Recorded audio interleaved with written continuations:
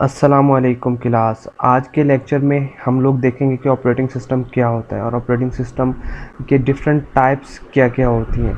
हम लोगों ने बेसिक ऑपरेटिंग सिस्टम के बारे में कुछ ना कुछ देखा हुआ था, लेकिन आज के लेक्चर में मैं आपको कम्प्लीटली ज़्यादा से ज़्यादा जितना हो सकेगा उसके टाइप्स के बारे में बताऊँगा।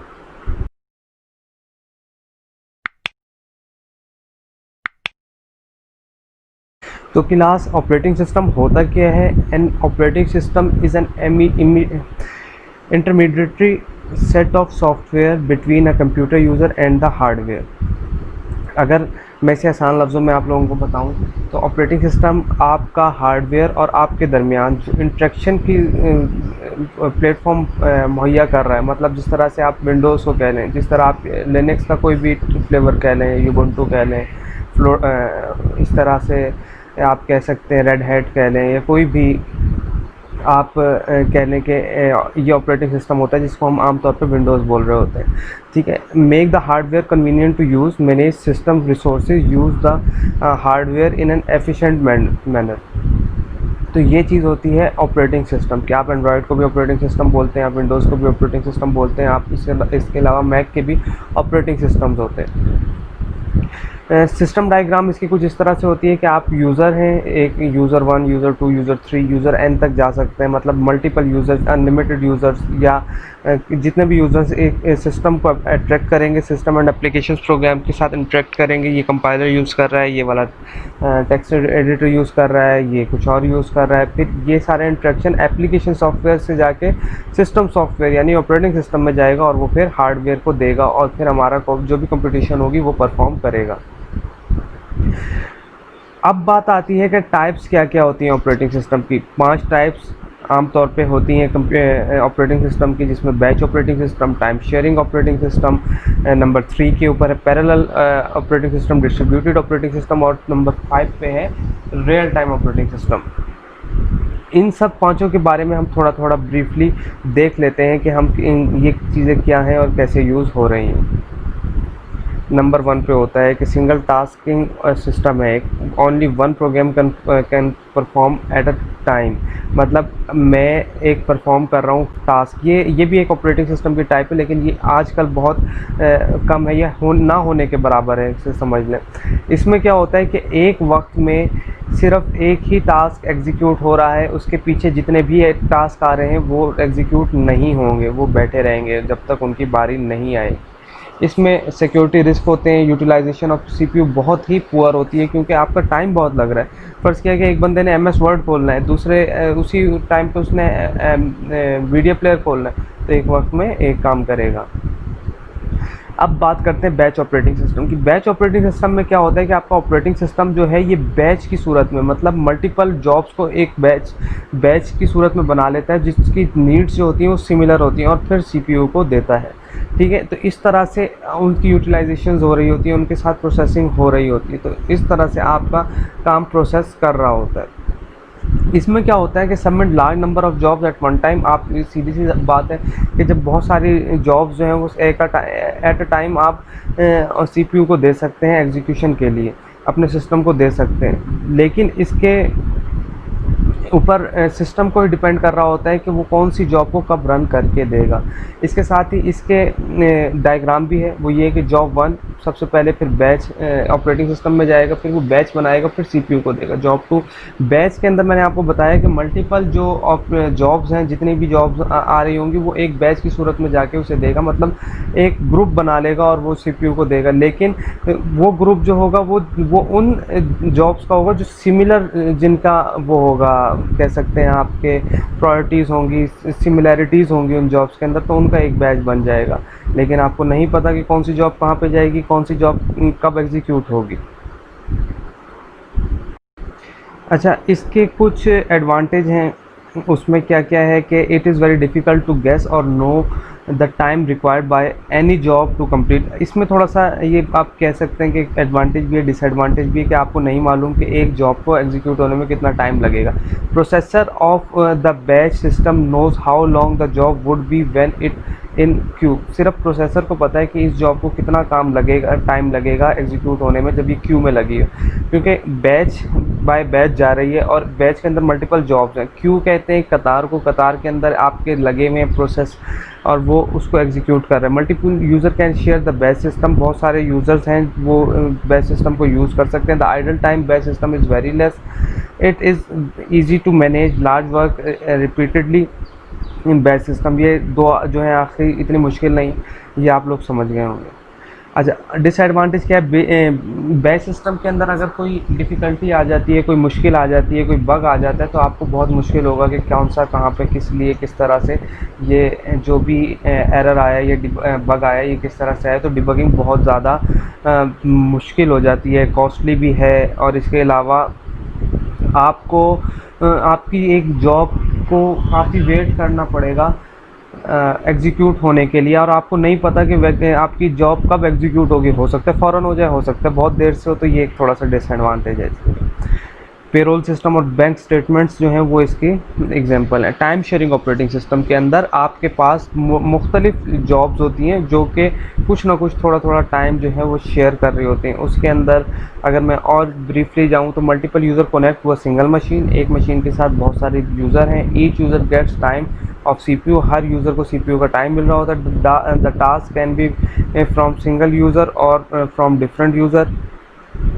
टास्क जो है वो सिंगल यूज़र भी दे सकता है, डिफरेंट यूज़र भी दे सकते हैं। The time that each task get the execute is called quantum. अच्छा, जो टास्क को टाइम मिल रहा है वो क्वांटम कहलाता है, मतलब 1 सेकेंड एक टास्क को एग्जीक्यूट होने के लिए मिला है तो वो क्या कहलाएगा? क्वांटम कहलाएगा। After this time interval in is over OS switch over the next task. जैसे ही एक काम हो जाता है वो दूसरे टास्क की तरफ चला जाता है। अच्छा, इसमें क्या होता है, ये आपके सामने चीज़ें हैं, वर्ड, ईमेल और वेब ब्राउज़र, ये ऑपरेटिंग सिस्टम में एग्जीक्यूट हो रहे हैं, फिर अपना अपना टाइम ले रहे हैं और फिर सीपीयू के पास जा रहे हैं। ईच टास्क गेट्स, ये थोड़े से डिसएडवांटेज हैं। Each task get an equal opportunity, her task को बराबर टाइम मिलता है जिसे आप क्वांटम कहते हैं। Less chance of duplication of software, chance बहुत कम है कि एक काम बार बार होगा। CPU idle time can be reduced, जो आइडल टाइम होता है वो कम भी किया जा सकता है।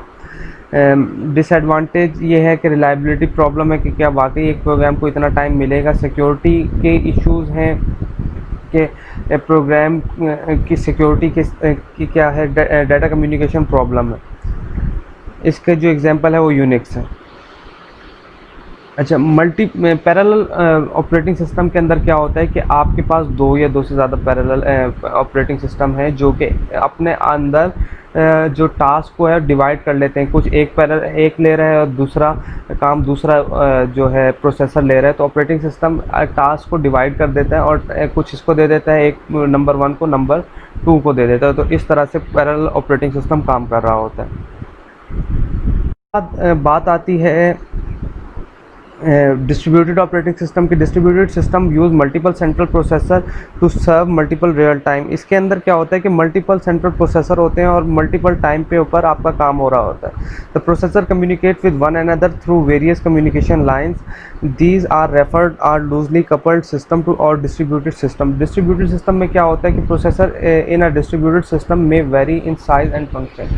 आपके जो सिस्टम्स होते हैं वो डिस्ट्रीब्यूट होते हैं, एक जगह पे नहीं पड़े हुए होते हैं और आपका टास्क जो होता है वो एग्जीक्यूट कर रहे होते हैं। हो सकता है कि आपका एक टास्क है वो एक कर रहा है, दूसरा टास्क है वो दूसरा सिस्टम कर रहा है, तो आपका काम एक ही जगह पे नहीं हो रहा। डाटा प्रोसेसिंग जॉब है वो डिस्ट्रीब्यूटेड है अमंग द प्रोसेसर। तो इस तरह से आपका डिस्ट्रीब्यूटिंग ऑपरेटिंग सिस्टम है। द एडवांटेज क्या है? स्पीड होती है, एक्सचेंज ऑफ डाटा इजी होता है, सर्विसेज जो है वो अच्छी दे रहे होते हैं। इसके अलावा शेयरिंग फैसिलिटी होती है कि डाटा आपका कम्युनिकेट हो रहा है, शेयर हो रहा है एक जगह से दूसरी जगह। तो इस तरह से आप कह सकते हैं कि डिस्ट्रीब्यूटेड ऑपरेटिंग सिस्टम आपका वर्क कर रहा है। रियल टाइम ऑपरेटिंग सिस्टम क्या होता है कि real time operating system are used when there are time required are very strict line. Missile system, air traffic control system, robots, ये सारे जो हैं रियल टाइम ऑपरेटिंग सिस्टम है। रियल टाइम ऑपरेटिंग सिस्टम के बाद एक और इसमें एक और चीज़ ये है कि जब आपके पास टाइम बहुत कम होता है, आप ये कह सकते हैं जो ट्रैफिक सिग्नल्स हैं ये भी शायद रियल टाइम ऑपरेटिंग सिस्टम हो। इस तरह से जब आपका एयर ट्रैफिक कंट्रोल होता है वहाँ पे आपको बहुत कम मार्जिनल का टाइम मिला हुआ होता है, तो वो भी क्या होता है आपका रियल टाइम ऑपरेटिंग सिस्टम के ऊपर काम कर रहा होता है। मिसाइल सिस्टम्स के अंदर ये होता है, क्या कहते हैं, रियल टाइम ऑपरेटिंग सिस्टम है। अच्छा, hard real time operating system, these OS are meant for the application where time constraint are very strict। जिस तरह से वही बात आ गई कि बहुत ही मार्जिनल आपको गलती की भी चांस ना हो या टाइम की भी ज़रूरत मिसहैप ना करना चाहते हो, तो आप क्या करेंगे, रियल टाइम ऑपरेटिंग सिस्टम को, हार्ड रियल टाइम सिस्टम को यूज़ करेंगे।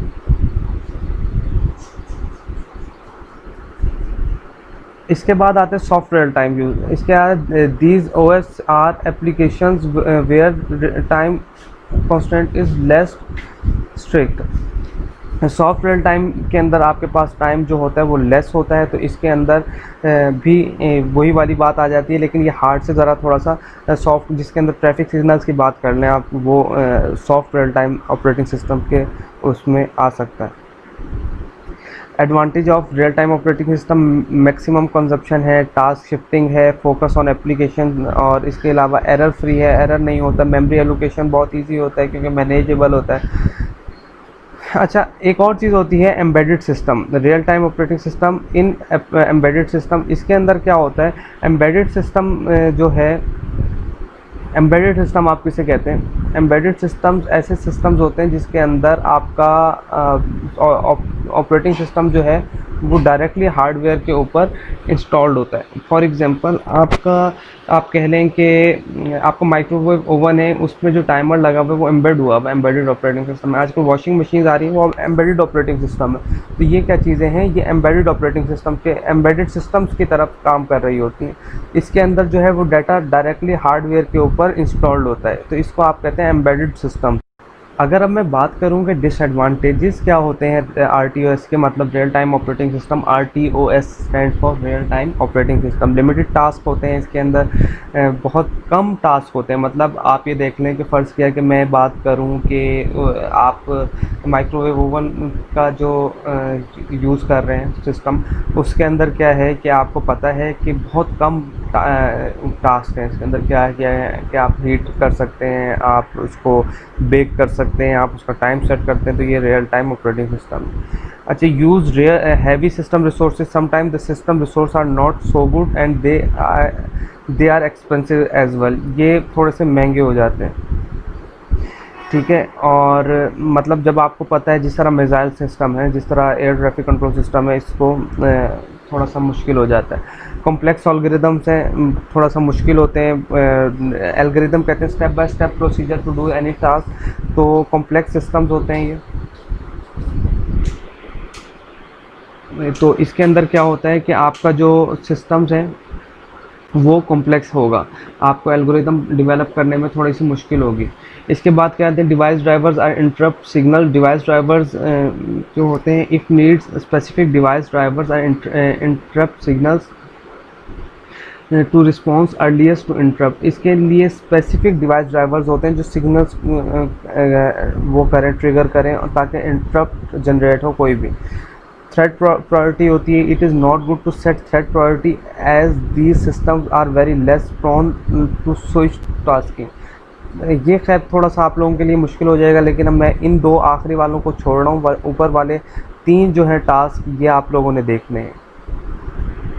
एग्जाम्पल्स क्या होती हैं रियल टाइम की, scientific experiment, medical imaging system, industrial control system, weapon system, robot, air traffic control system. तो ये दो चीज़ें, ये कुछ चीज़ें जो हैं ये रियल टाइम ऑपरेटिंग सिस्टम की एग्जांपल्स हैं। इसके अलावा भी मैंने आप लोगों को बताया, आप मिसाइल सिस्टम्स कह लें, आप एयर ट्रैफिक कंट्रोल सिस्टम तो इसमें आया हुआ है, सिग्नल्स का कह लें, आप माइक्रोवेव ओवन का कह लें। तो ये चीज़ें जो हैं ये क्या हैं, ऑपरेटिंग सिस्टम्स की, रियल टाइम ऑपरेटिंग सिस्टम की एग्जांपल्स हैं। इसके अलावा आप कह सकते हैं मेडिकल इमेजिंग सिस्टम के अंदर एमआरआई है, एक्सरे है, ये भी इसमें यही ले रहा है। रियल टाइम ऑपरेटिंग सिस्टम की जो एग्जांपल दी हुई है, mass use in electronic devices, user interface is very small, अच्छा, इसमें रियल टाइम ऑपरेटिंग सिस्टम के अंदर जो यूज़र इंटरफेस होता है, आपको मैंने बताया कि माइक्रोवेव ओवन की या वॉशिंग मशीन के अंदर जो ऑपरेटिंग सिस्टम होता है वो बहुत ही स्लो, बहुत ही स्मॉल होता है। तो रियल टाइम ऑपरेटिंग सिस्टम के अंदर जो वो दिया हुआ है, जिसे आप कह लें कि इंटरफेस दिया हुआ है, वो बहुत ही स्मॉल है। तो इसको आप कह सकते हैं कि ये रियल टाइम ऑपरेटिंग सिस्टम के अंदर इंटरफेस बहुत स्मॉल है।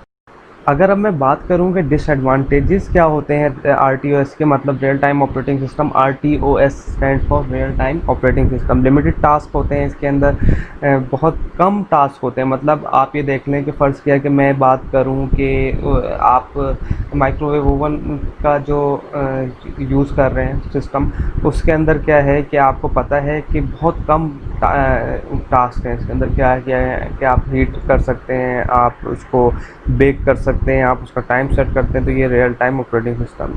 अच्छा, use heavy system resources, sometime the system resource are not so good and they are expensive as well. ये थोड़े से महंगे हो जाते हैं, ठीक है। और मतलब जब आपको पता है, जिस तरह मिसाइल सिस्टम है, जिस तरह एयर ट्रैफिक कंट्रोल सिस्टम है, इसको थोड़ा सा मुश्किल हो जाता है।